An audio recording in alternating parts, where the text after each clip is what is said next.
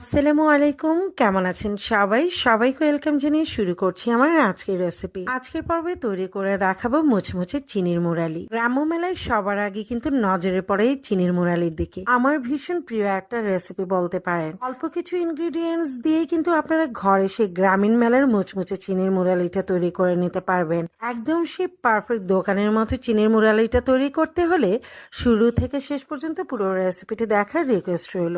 একবার তৈরি করে চিনির মুরালিটা কিন্তু আপনারা সংরক্ষণ করে খেতে পারবেন পুরো মাস জুড়ে। তো চলুন ভিউয়ার্স, মূল রেসিপিটা দেখে নেওয়া যাক। চিনির মুরালি তৈরি করার জন্য আমরা প্রথমে একটা ডো রেডি করে নিব। সেই জন্য আমি মিক্সিং বল এখানে নিয়ে নিচ্ছি মেজারমেন্ট কাপের 2 কাপ পরিমাণে ময়দা। আর অবশ্যই চিনির মুরালি তৈরিতে কিন্তু ময়দাটাই নিতে হবে।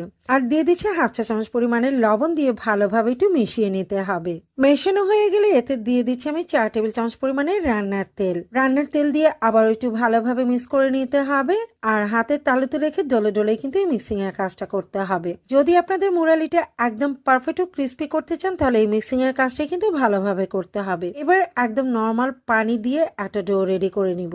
অল্প পানি অ্যাড করে কিন্তু ডোটাকে রেডি করে নিতে হবে। আর ডোটা কিন্তু একদম নরম হবে না, একটা টাইট টাইপের ডোই কিন্তু রেডি করে নিতে হবে। আমি যে ডোটা রেডি করেছি সেখান থেকে আমি 2টা মতো লেচি কেটে নিলাম। এবার একটা লেচি নিয়ে রুটি বেলে নিব। আর রুটিটা কিন্তু খুব বেশি পাতলা হবে না, আমরা যেমন ভাবে পরোটা তৈরি করি সেভাবে কিন্তু রুটিটাকে বেলে নিতে হবে। অর্থাৎ এর পুরুত্ব হবে একটা পরোটার মতো। নিশ্চয়ই দেখতে পাচ্ছেন রুটির পুরুত্বটা কেমন হবে। এবার রুটির চারপাশটা একটু স্কোয়ার শেপে কেটে নিচ্ছি। অর্থাৎ রুটিটাকে আমি স্কোয়ারের মতো কেটে নিলাম। এবার মাঝখান বরাবর 2 ভাগে ভাগ করে নিচ্ছি। আপনার চিনির মুরালির লম্বা কতটুকু রাখবেন সেটা বুঝে কিন্তু রুটিটা বেলে নিতে হবে। দেখতে পাচ্ছেন স্কোয়ার শেপে কাটার পর এটা মোটামুটি বেশ লম্বাই হয়েছে। এবার কিছুটা ময়দা ছিটিয়ে নিয়ে একটা পার্ট আর একটা পার্টের উপর রেখে ছুরি দিয়ে চিকন চিকন করে কেটে নিচ্ছি। একেবারে চিকন হবে না, নিশ্চয়ই দেখতে পাচ্ছেন আমি 1/2 ইঞ্চির মতো ফাঁকা দিয়ে দিয়ে কিন্তু এটাকে কেটে নিচ্ছি। আপনারা চাইলে আরো একটু মোটা বা আরো একটু চিকনও করতে পারেন। আর দেখতে পাচ্ছেন কত সহজে কিন্তু এটা তৈরি করে নেওয়া যাচ্ছে। এভাবে আমি সবগুলো মুরালি প্রথমে রেডি করে নিব, তারপর এগুলোকে ভেজে নিব।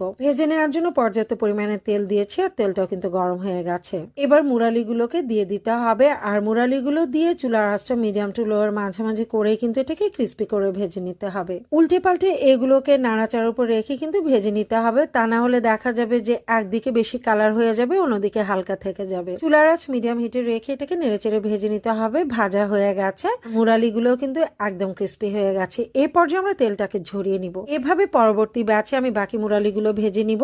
এবার আমরা একটা চিনির শিরা রেডি করে নিব। সেজন্য আমি 1.5 কাপ পরিমাণে চিনি নিয়ে নিচ্ছি। এখানে দিয়ে দিচ্ছি 1 কাপ পরিমাণে পানি। চিনি আর পানিটাকে জাল করে নিতে হবে, অর্থাৎ একটা ঘন টাইপের শিরা তৈরি করে নিতে হবে। দেখতেই পাচ্ছেন একটু আঠালো টাইপের হবে। হাতে নিলেই দেখতে পারবেন যে একটু আঠালো টাইপের হয়েছে, অর্থাৎ এক তারের মতো হয়েছে। এবার মুরালিগুলো দিয়ে দিব, দিয়ে ভালো করে একটু মিক্স করে নিতে হবে। ভালো করে একটু মিক্স করে নিতে হবে। আর দেখতে পাচ্ছেন একদম কিন্তু দোকানের লুকটা এখনো আসেনি। এ পর্যায়ে কিন্তু একদমই টেনশনের কারণ নেই। মিক্স করে নেওয়া হয়ে যাবে তখন কিন্তু আপনারা চুলাটা বন্ধ করে দিবেন। আর চুলা বন্ধ করে নিয়ে আবার অনবরত নাড়াচাড়া করতে হবে। দেখবেন যে একটা সময় চিনিটা জমাট বাঁধতে শুরু করবে। চুলাটা যদি বন্ধ না করেন তাহলে দেখা যাবে চিনিটা আবার ক্যারামেল হতে শুরু করবে, অর্থাৎ গলে যেতে শুরু করবে। অর্থাৎ চিনিটা মিক্স করে নেওয়ার পরে চুলাটা বন্ধ করে দিয়ে অনবরত নাড়াচাড়া করতে হবে। এবার নিশ্চয়ই লক্ষ্য করেছেন যে চিনিটা একদম জমাট বেঁধে গেছে আর চিনির মুরালিটা একদম দোকানের মতো হয়েছে। কি বলেছিলাম না কোনো টেনশনের কারণেই? তো নিশ্চয়ই লক্ষ্য করেছেন কিভাবে কাজটি করেছি। এই স্টেপটা কিন্তু ভালোভাবে ফলো করতে হবে, তা না হলে কিন্তু আপনার চিনির মুরালিটা